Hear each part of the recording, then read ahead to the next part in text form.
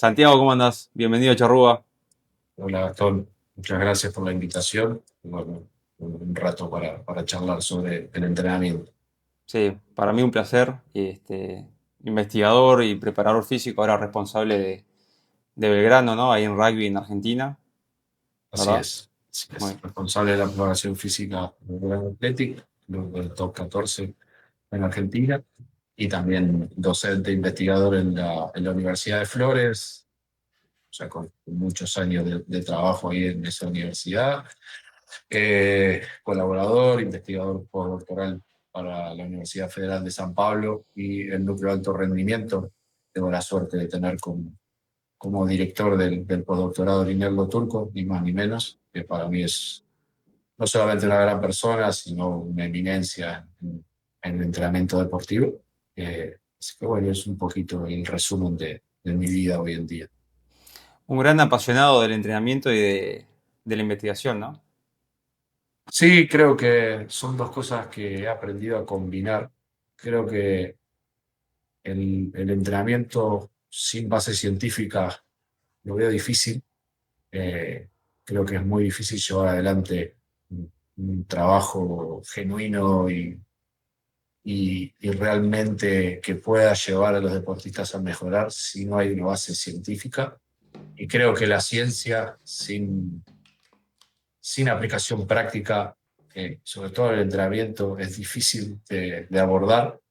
Entonces creo que la combinación de ambas hacen como un combo que para mí es muy fuerte. Todo lo que yo voy pensando como investigador lo termino aplicando en el campo todos los días. Y cuando veo que hay algo que no funciona o que me hace ruido, lo llevo al lado de la investigación, lo investigo y lo vuelvo a aplicar al campo, generando como un círculo en donde todo lo que yo voy haciendo, las planificaciones se van modificando en función de lo que vamos investigando permanentemente. Entonces, si bien sí, obviamente yo soy un apasionado de la investigación y del deporte, fui jugador de rugby toda mi vida, fui entrenador incluso antes de ser preparador físico, o sea que mi vida está ligada al deporte. Me parece que hoy fue una decisión muy buena pensar en que lo que más me gusta, lo que más me interesa es la preparación física, pero que también con una visión holística, ¿no? No creo en la preparación física y las otras áreas no me importan. Al contrario, no creo que haya posibilidades de un rendimiento óptimo, un rendimiento mejorado si no entendemos que la nutrición, la psicología, la medicina, la kinesiología, todas esas áreas van de la mano y también impactan significativamente en el rendimiento. Comentaste recién que el entrenamiento sin base científica no tiene mucho sentido. Y siempre se dijo que el entrenamiento o la preparación física era cuánto de ciencia y cuánto de arte, ¿no? ¿Qué opinas de eso? Ahora escuchándote, ¿no? Sí, a ver, no tiene sentido porque no, todo lo que nosotros pensar la sentadilla, por ejemplo. ¿Quién no hace sentadilla con sus jugadores? ¿Y por qué hacemos sentadilla? ¿Cuál es el razonamiento por el cual hacemos sentadilla? La sentadilla tiene una base científica enorme, que es uno de los ejercicios más completos que hay y que posiblemente, bien ejecutado, con ciertas condiciones, puede tener una transferencia al rendimiento, ¿no? En velocidad, por ejemplo. Pero está bien, quizá para algunos hacer sentadilla no tenga base científica. Bueno, la sentadilla tiene una base científica enorme, de no sé, 40, 50 años de evidencia científica. A eso me refiero, en que el entrenamiento sí o sí requiere conocimiento. Yo el otro día cuando daba una clase, una de las reflexiones que hice es, el entrenamiento es conocimiento y es reflexión constante. Si yo puedo tener el conocimiento, puedo hoy creer que las cosas se hacen de una manera, pero también puedo darme cuenta desde la práctica que esa manera que me dice la ciencia que hay que hacer las cosas necesita una modificación, pero hay una base científica para que yo quiera aplicar eso. Por supuesto que lo que dice un estudio no se aplica exactamente igual a la realidad, a la práctica. Yo le puedo hacer alguna modificación para que eso tenga alguna aplicación y a mí me sirva, me funcione. Si no me funciona, tengo que ir a buscar otra forma. Eh, Pensemos en los medios y los métodos de entrenamiento. Quien trabaje en el rendimiento deportivo sabe que en el entrenamiento de la velocidad hay que seguir algunos medios y algunos métodos que no son cualquiera, no son los que a mí se me da la gana, son los que tienen evidencia científica para poder mejorar el rendimiento en velocidad a los deportistas. Yo no puedo ponerme a entrenar la velocidad haciendo drills de velocidad, no existe eso. Eso tiene que tener un fundamento lo que yo estoy haciendo. Ahí es cuando digo el entrenamiento sin base científica no tiene sentido. Es como tirar a ver si alguna vez le pego, ¿no? Es un tiro con perdigones, a ver si en alguna la emboco. Y la realidad es que todo lo que nosotros hacemos tiene que tener un razonamiento y tiene que tener un fundamento. Y el fundamento está en la evidencia científica. Claro, capaz que a partir de la ciencia, pensando en la frase, a partir de la evidencia científica es donde capaz uno tiene la chance de hacer arte, ¿no? De tomar una decisión, tomar la otra. Capaz a veces no se tienen los recursos y a partir de esa escasez de recursos tomar alguna decisión de a ver cómo puedo hacer esto. Y ahí es quizás el arte, ¿no? Pero no si la ciencia atrás. Sí, el arte, bueno, a mí me gusta hablar de criterio. Qué sé yo, si vos pensás, bueno, la utilización de la capacidad de salto como indicador de la fatiga. No tengo plataforma, profe, no puedo medir la capacidad de salto. Bueno, hacer un salto largo, que necesitas 1 centímetro que vale menos de $1, y capaz que te sirve, al menos probarlo, ¿no? ¿Cuánta evidencia científica hay sobre eso? Y la verdad que no lo sé. Pero vos estás usando un razonamiento de algo que dice salto vertical, no lo puedo medir, no lo puedo cuantificar de ninguna manera. Voy al salto horizontal y a ver si eso me puede dar alguna respuesta a lo que está sucediendo en el entrenamiento. O no, porque la altura del salto, vos podés cambiar de estrategia, obtener la misma altura y vos necesitas una plataforma de fuerza para obtener variables mucho más precisas. Está bien, pero no todos tenemos acceso a lo que puede costar una plataforma de fuerza. $3.000, $3.500 al año. No lo tenemos. ¿Cuánto vale una plataforma de salto o un my jump? Y vale mucho menos. Entonces, son estrategias que vos tenés que utilizar y que acomodarte de acuerdo a los recursos que vos tengas, a la cantidad de tiempo disponible. Porque yo puedo tener una plataforma de fuerza, porque tengo 60 jugadores esperando para evaluarse, y una plataforma evaluar 60 jugadores para ver si el readiness es óptimo o no, y bueno, no me sirve. Es que no me sirve, yo tengo que utilizar otra estrategia ahí. Entonces, sí, todo eso son dichos, ¿no? En la realidad, para mí, el entrenamiento no es arte. El entrenamiento es conocimiento, reflexión constante, es siempre pensar si lo que yo estoy haciendo está bien y cómo hago para mejorar si creo que lo que estoy haciendo no está bien o no está bien del todo. Eso es lo único que te va a hacer mejorar. Y si mejoras vos, mejora por ti. Te quería preguntar, eh, para vos, ¿cuáles son los factores que determinan o diferencian el rendimiento del deportista? Bueno, eso es una respuesta que va a depender mucho del deporte, pero en rasgos generales, nosotros, y esto lo hemos investigado mucho, sobre todo hay una evidencia muy fuerte del trabajo que hacen en el núcleo de alto rendimiento ahí en Brasil, pero puedo decir, bueno, deporte de conjunto, colaboración, oposición, contacto, colisión, ¿no? Rugby, fútbol, hockey, por un lado, y tenés cíclicos, velocistas, ¿no? Vamos a lo más fácil, o track and field, ¿no? Pista y campo. Y ahí tenés un grupo velocistas que son más fuertes, más rápidos, saltan más, su capacidad para aplicar fuerza es mucho mayor en una media sentadilla con salto, su pico de velocidad en esa sentadilla con salto es mucho mayor que los otros. Entonces ahí tenés variables discriminantes del rendimiento. Vos decís, bueno, pero ¿cómo puede ser que un jugador de rugby no sea más fuerte que un velocista? Y si tomás los valores relativos, el jugador de rugby no es más fuerte que el velocista. Contrario, es más débil, ¿no?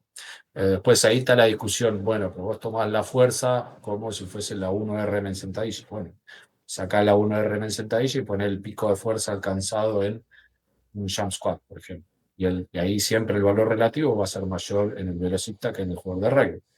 Es decir, son capaces de aplicar más fuerza por kilogramo de peso corporal. Y eso es un indicador de rendimiento. Vos pones a correr en una pista de 60 metros a un jugador de rugby, a un jugador de fútbol y a un velocista, y salvo los primeros 10 metros, el resto está de más, ya sabéis quién va a ganar.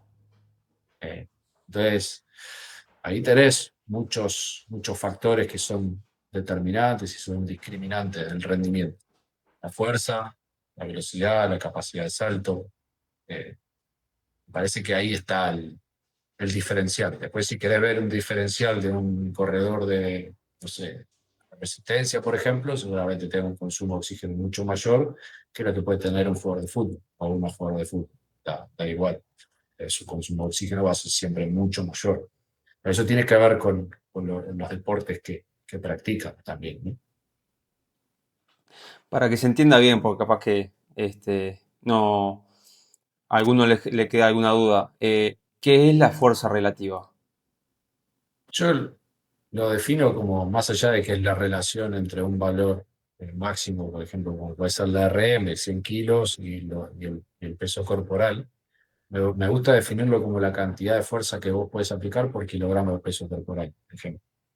Eh, Hacer una sentadilla, vos pesás 100 kilos y levantás 200 kilos.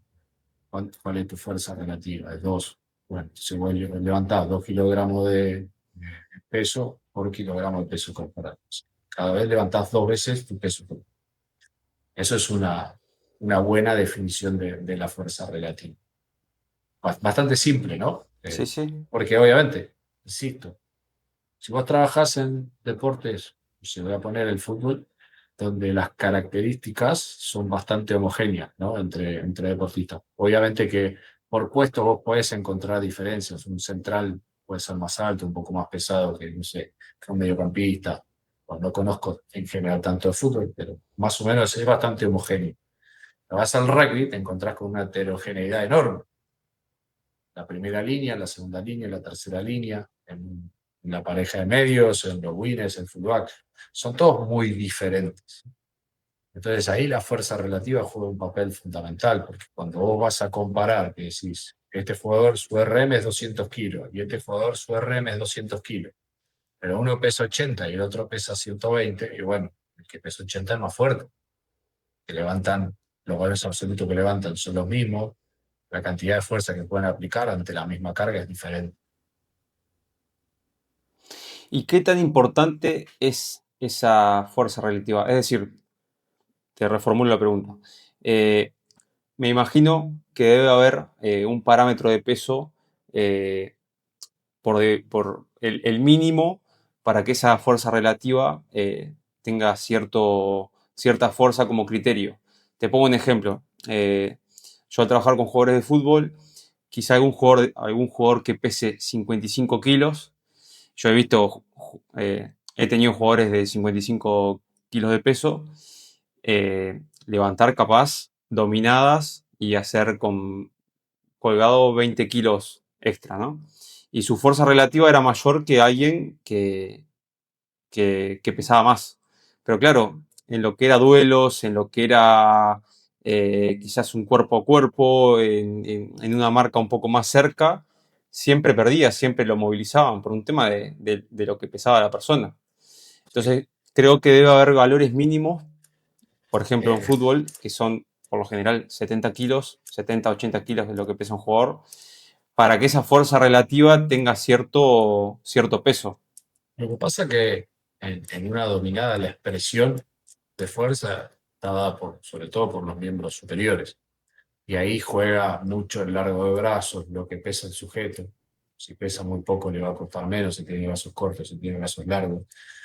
Cuando yo hablo de la fuerza relativa me refiero a la fuerza de los miembros inferiores, que es de donde nace el movimiento, donde nosotros, o yo a decir, bueno, un lanzador que tiene mucha fuerza de brazos, si no tiene fuerza de piernas no puede lanzar, porque todo nace de la aplicación de fuerza que nosotros hacemos contra el suelo, la devolución, cómo vuelve la fuerza en el sentido contrario, que se transfiere a través de las piernas del tronco y vuelve a los brazos. Cuando yo hablo de la importancia de la fuerza relativa, me refiero a la fuerza de los miembros inferiores, de las piernas.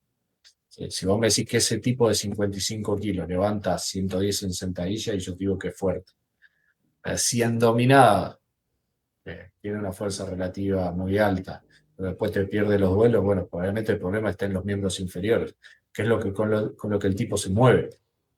Su fuerza está en la base de sustentación, no tanto en el tronco ahí. Si no tiene una buena base de sustentación, cuando va a jugar un duelo lo pierde. Bueno, y se habla mucho de lo que es la fuerza ahora, actualmente, en el entrenamiento y en los deportes en general. ¿Qué rol ocupa la fuerza dentro de las capacidades condicionales? No, creo que es la madre, es lo que te decía yo, a partir de la fuerza es la razón por la cual nos movemos, ¿no? Es la cinética, es eso, es una explicación de por qué el sujeto se mueve. Si no hay fuerza, no hay movimiento. Bien, entonces, fuerza tiene un papel fundamental en cualquier deporte. Por eso cuando te hablaba de la fuerza relativa, te hablaba de la fuerza que tienen los velocistas comparados con un jugador de rugby. Uno se piensa que el jugador de rugby es más fuerte. Bueno, no.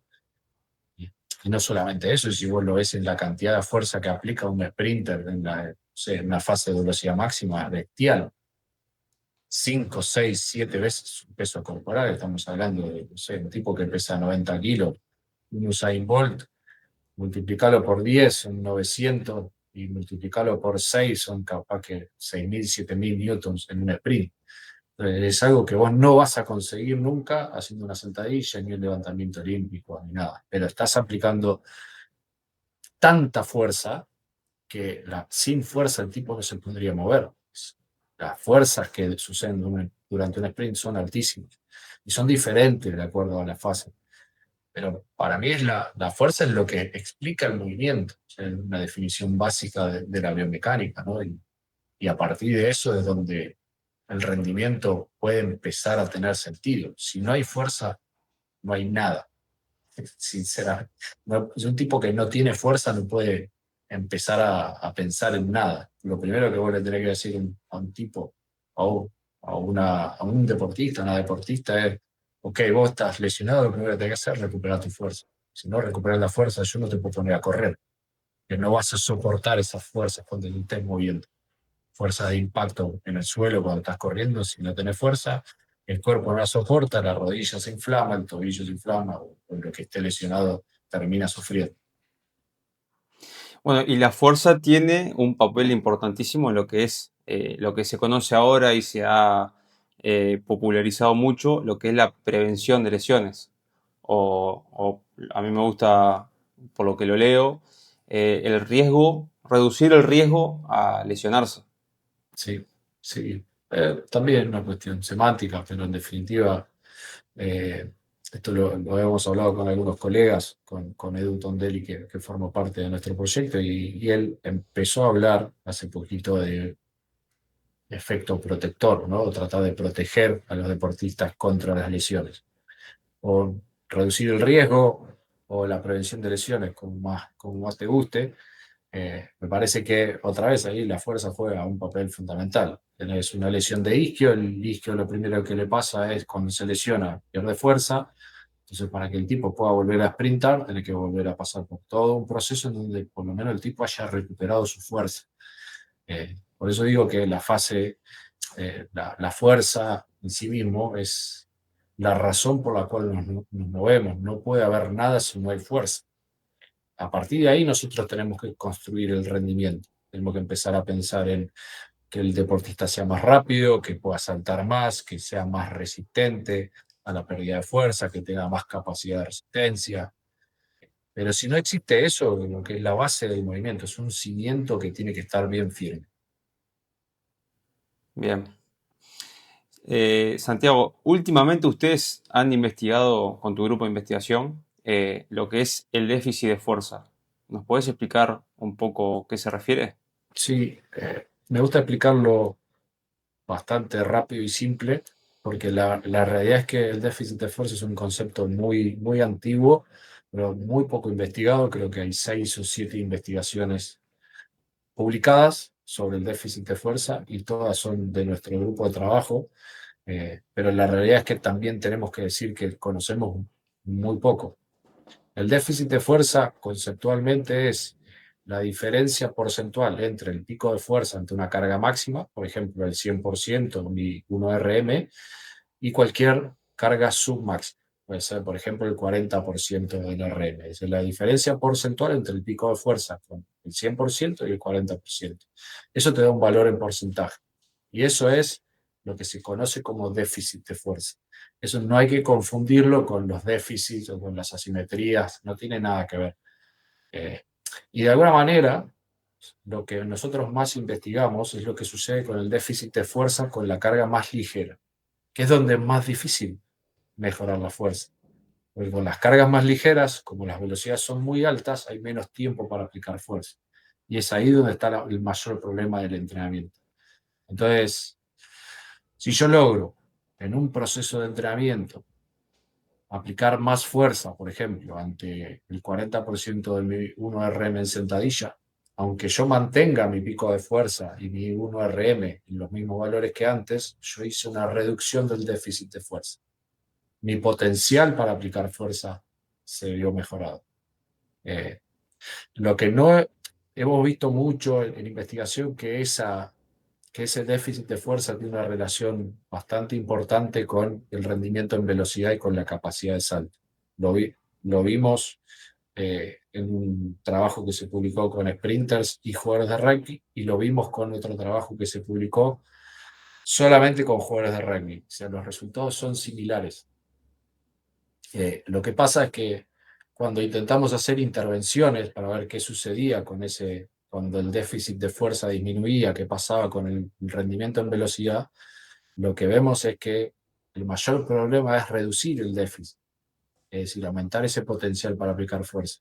¿Por qué? Porque la mayor parte de las investigaciones que vamos haciendo nosotros suceden o en pretemporada, donde hay mucho volumen de trabajo y es muy difícil mejorar, o en temporada, donde hay mucho volumen de partidos, mucha carga de partidos y también es muy difícil mejorar.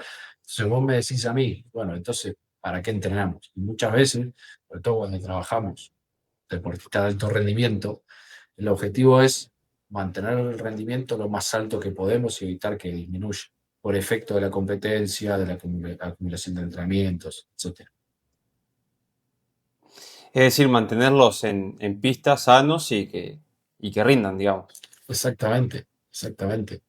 Por eso a veces es difícil entender, no sé, se ve mucho, ¿no? En redes sociales, comentarios, cuando se hacen análisis descontextualizados, de decir, bueno, no, porque si no mejora mi entrenamiento, no va bien direccionado. Bueno, hay que entender un poco lo que sucede con los deportistas de alto rendimiento, con el efecto de la competencia, con el efecto de los otros bloques de entrenamiento que también se realizan, y cómo es cada vez más difícil, porque cada vez hay más competencia y menos tiempo de recuperación, mejorar el rendimiento. Por eso yo hablo de que mantener el rendimiento es un gran logro, eh, porque ya te digo, eh, yo he visto, hay ejemplos, yo hago las mismas evaluaciones desde hace más de 10 años en el club, las mismas evaluaciones, con los mismos instrumentos, la misma persona, estoy igual.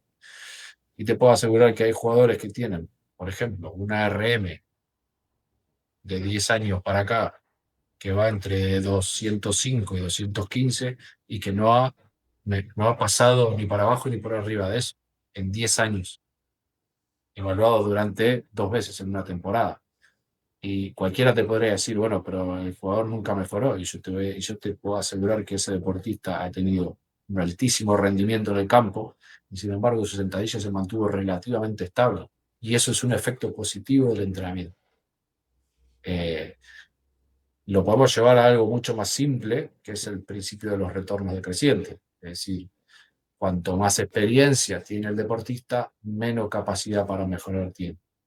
Entonces, los que trabajamos con jugadores mayores, nuestro objetivo fundamental tiene que ser mantenerles el rendimiento. Si hay alguna mejora, esa mejora puede ser insignificante, incluso. O puede ser una variación propia biológica, una variación biológica del propio rendimiento. Hay cambios que pueden ser menores al 5% que no son cambios reales. Y después, si vos trabajas con jugadores jóvenes, ahí sí tenés que pensar en que tienen mucho margen de mejora y que podés trabajar mucho y podés esperar cambios significativos en el rendimiento. Pero son dos cosas totalmente distintas. Quizá el rol de la preparación física en edades formativas es diferente al que se tiene en alto rendimiento, ¿no? Que en edades formativas se busca capaz de desarrollar y en el alto rendimiento es lo que hablábamos hoy, que mantenerlos en pista, sanos, que rindan y que lo importante esté dentro de la cancha. Totalmente. Disponibilidad y máximo rendimiento posible.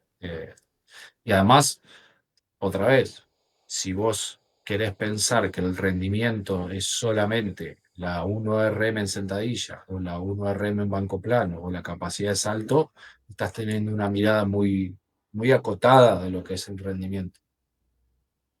En los más chicos, vos podés hacer cualquier trabajo, siempre obviamente pensando en que esos trabajos tienen que tener una base sólida científica, ¿sí?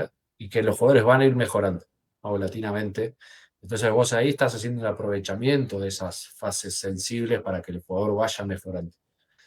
Cuando ya estás con los jugadores más grandes, cuando estás con jugadores mayores, su margen de mejora es mucho menor o casi insignificante. Entonces, tu trabajo no es solamente ver qué pasa con la 1RM, tu trabajo es ver qué pasa con las cargas inferiores absolutas, ver qué es lo que pasa con la velocidad de ejecución, ver lo que pasa con el déficit de fuerza, ver dónde le puedes decir a ese jugador, a esa jugadora que tiene que mejorar, con qué rango de cargas es donde está el problema, qué pasa con la capacidad de salto, qué pasa con la velocidad de lanzamiento, qué pasa con la velocidad de sprint, qué pasa con la aceleración, qué pasa con la velocidad máxima. Eh, el entrenamiento ya deja de ser solamente ver qué pasa con la 1RM o con el tiempo en 30 metros. Si yo no entiendo eso, es como que hay un montón de información que el sujeto puede llevar adelante que se pierde. ¿Cómo hace un jugador para llegar a su 1RM o qué pasa en ese proceso? Es información perdida si yo no la consigue. ¿Qué pasa con lo que hace el jugador hasta cumplir ese tiempo en 30 metros? Si yo no conozco la información, es decir, no voy a saber absolutamente nada de la capacidad de aceleración, no voy a saber absolutamente nada de la fase de transición, ni voy a saber si su velocidad máxima cambió o no cambió. Son valores muy aislados de la realidad del entrenamiento. El entrenamiento y el análisis del rendimiento es mucho más profundo que un valor de 1 RM o un tiempo en 30 metros. Que lucha contra el ego que debe tener el preparador físico, ¿no? Uno mismo, porque uno siempre cree que, primero que siempre el humano cree que es más importante de lo que realmente es y que siempre estamos buscando desarrollar las capacidades del deportista, ¿no? Tenga la edad que tenga, y que al final no es tan así. Sí, la realidad es que es eso. Nosotros, como grupo de investigación, hemos hecho un montón de trabajo.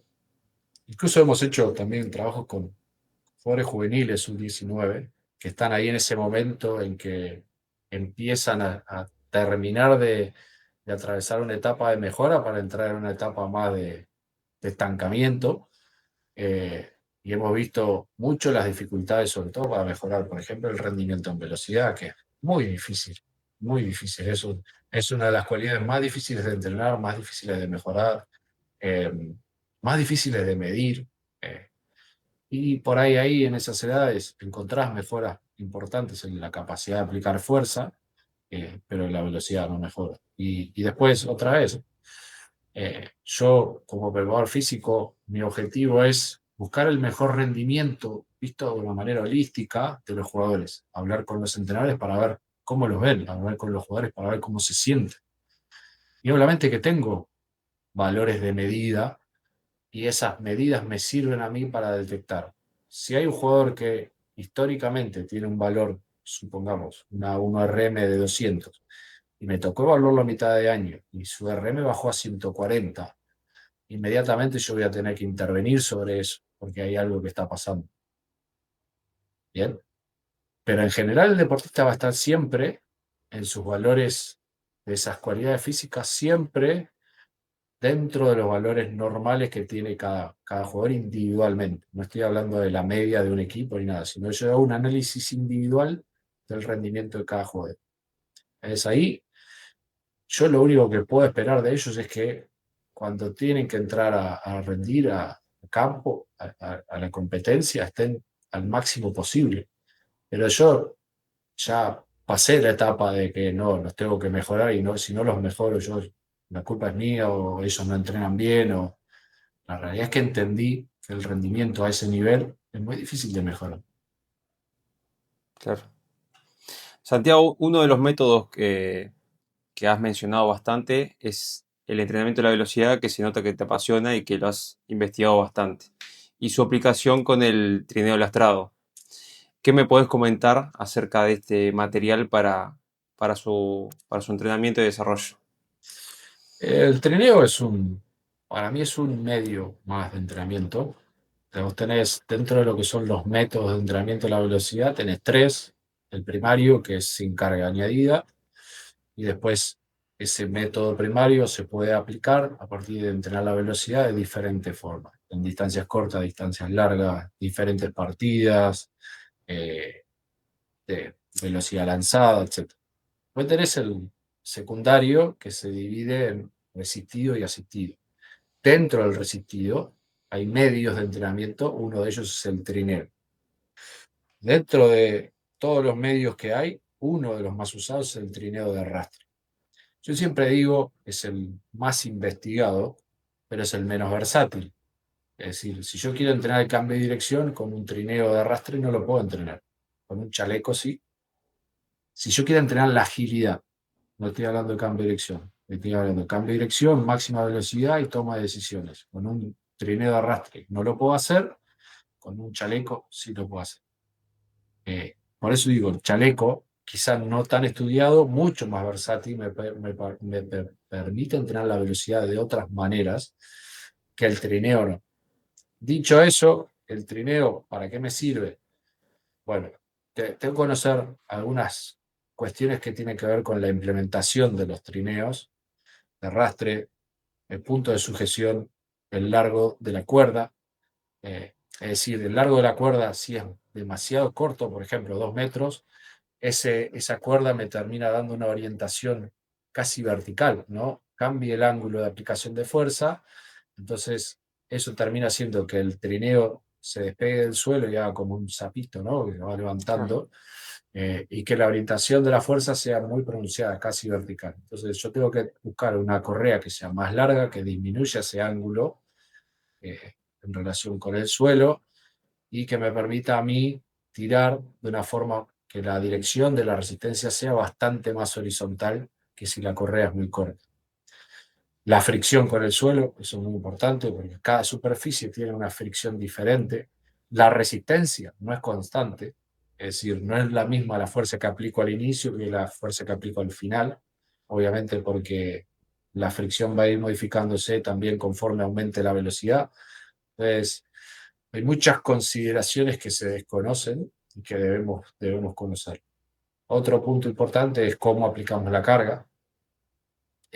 Hay quizá dos formas o dos métodos para prescribir carga. Uno es por porcentaje de la masa corporal, el otro es por porcentaje de pérdida de velocidad que me provoca esa carga. Quizá lo más adecuado, pero lo más costoso y lo que más tiempo lleva es el segundo, es decir, por porcentaje de pérdida de velocidad. Después tenemos que ver cómo se prescribe en función del volumen de trabajo. Una cosa es decir que vamos a hacer, por ejemplo, todos 2 series de 30 metros o 10 series de 30 metros con la misma carga, pero resulta que no todos vamos a responder de la misma manera, aunque la carga sea la misma. ¿Por qué? Porque va a haber jugadores o jugadoras que al quinto sprint ya van a haber empezado a fatigarse y su rendimiento en ese sprint lastrado va a bajar y va a haber otros u otras jugadoras que puedan seguir haciendo más sprint. Entonces también se recomienda, cuando se prescribe volumen, hacer por pérdida de velocidad. Es decir, en vez de hacer 10 de 30 metros, hacer X hasta que se pierde, por ejemplo, un 5% de velocidad. Entonces, todos vamos a hacer un número diferente en función de lo que nos va pasando en el rendimiento con esa carga. Y después hay algo muy novedoso de un trabajo que lideró Fernando Pareja hace poquito, también muy interesante, que tiene que ver con el tiempo, la prescripción en función del tiempo. Entonces ahí pareciera que la respuesta aguda e inmediata se iguala independientemente de la carga. Es decir, yo te voy a decir, bueno, hacete 5 sprints de 4 segundos, con un, no sé, un 10% de pérdida de velocidad. Entonces vos capaz que vas a hacer, no sé, 30 metros. Y si en vez de ponerle el 10% de pérdida de velocidad, le pones el 50%, te voy a decir, bueno, hacete lo mismo, por el mismo tiempo, aunque la carga sea más alta. Pero resulta que en vez de hacer 30 metros, capaz que haces 15 o 20. Y ahí la respuesta mecánica y metabólica es bastante similar. O sea que esas serían las tres formas de prescribir no solamente carga, sino volumen. Pero ya te digo, me parece que obviamente que es un tema muy amplio, en el que se pueden decir muchísimas cosas. Creo que el trineo de arrastre, el razonamiento o la base científica del por qué está en que si yo quiero usar un trineo, lo que tengo que tener como objetivo es aumentar la fuerza horizontal, sobre todo en la primera fase de la carrera. ¿Cómo se comporta la fuerza horizontal en un sprint sin carga? El pico de fuerza horizontal se observa al inicio del movimiento. A medida que el sujeto empieza a aumentar su velocidad, esa fuerza horizontal empieza a bajar, empieza a disminuir. Y sucede lo contrario con la fuerza vertical. Es menor al inicio del movimiento y empieza a aumentar conforme aumenta la velocidad. Tiene un comportamiento inverso. Entonces, si yo quiero que esa fuerza horizontal aumente, le pongo carga al trineo, entonces la fuerza horizontal al inicio del movimiento va a ser mayor. Obviamente que conforme va aumentando la velocidad, esa fuerza horizontal también va a disminuir.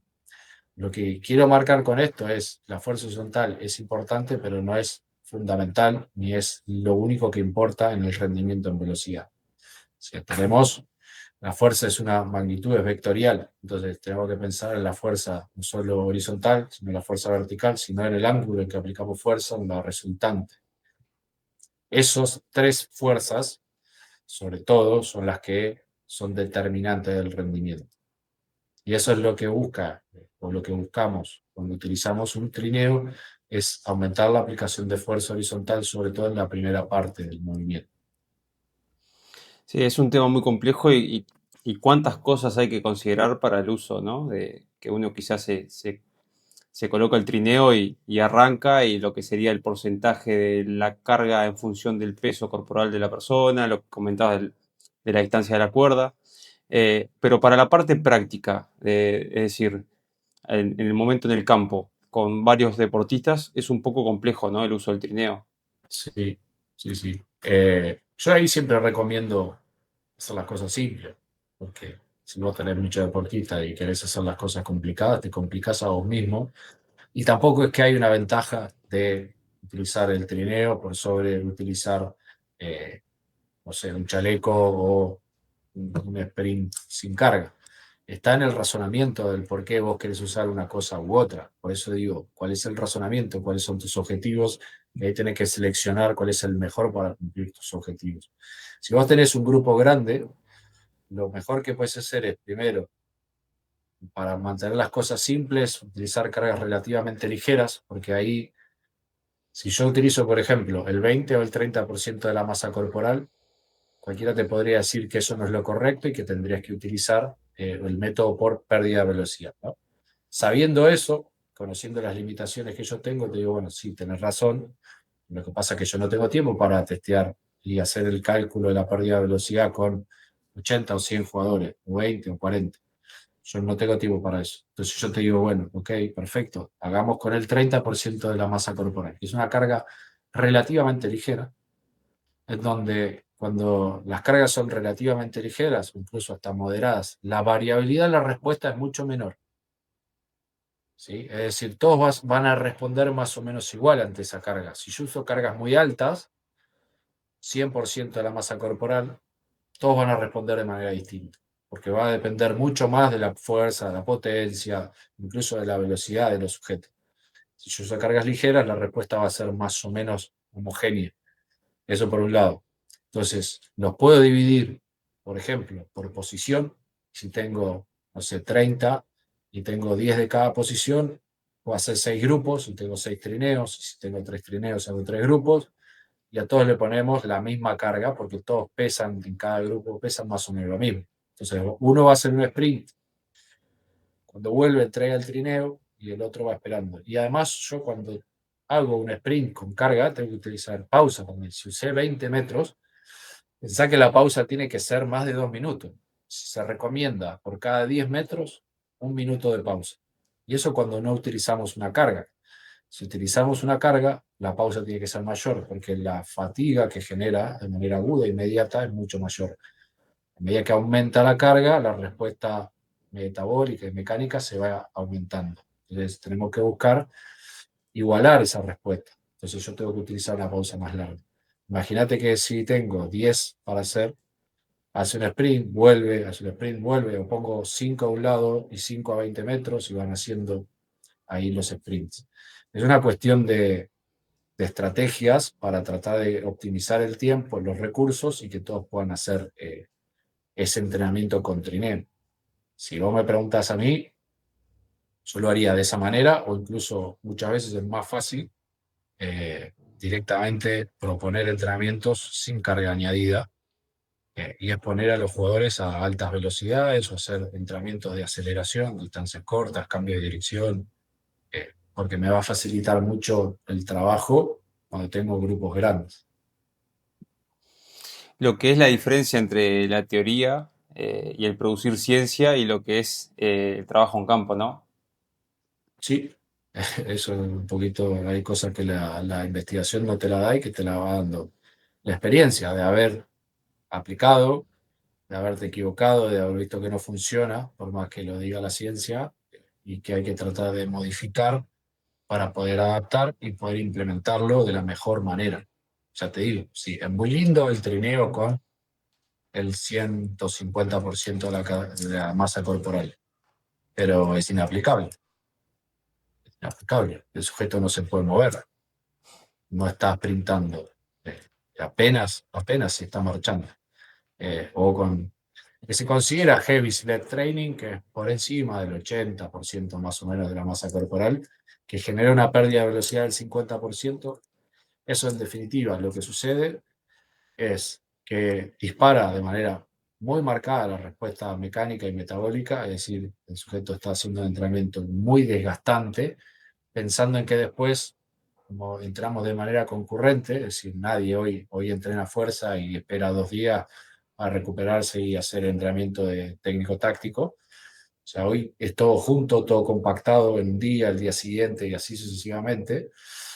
Entonces, ese desgaste energético, ese gasto metabólico, esa fatiga marcada por los incrementos de los niveles de lactato, los niveles de amonio, la disminución en el rendimiento mecánico, todo eso te termina impactando en el entrenamiento que vos haces después por utilizar esa carga, que no tiene ningún beneficio si vos lo comparas con cualquier carga inferior. Incluso lo que tiene más sustento científico es los métodos combinados, usar un método con carga y combinarlo con sprint sin carga. Eso es lo que tiene la evidencia más fuerte. Incluso el uso de ejercicios balísticos tiene mucha evidencia científica y tiene mucha transferencia al rendimiento en velocidad, que es lo que como prueba físico nos importa, ¿no? También mejorar el rendimiento en velocidad, si es que se puede. Claro. Santiago, no te molesto más. Placer. La verdad que para mí ha sido un placer y bueno, en este rato aprendí un montón. Y creo que la gente que escuche esto también lo va a hacer. Bueno, Gastón, muchas gracias por la invitación y siempre a disposición para lo que hiciste vos y lo que necesites desde tu proyecto como te comenté, me parece muy interesante, Charrúa. Eh, espero que le pueda dar para adelante y que cuentes con nosotros para lo que necesites. Bueno, muchas gracias. Muchas gracias a vos.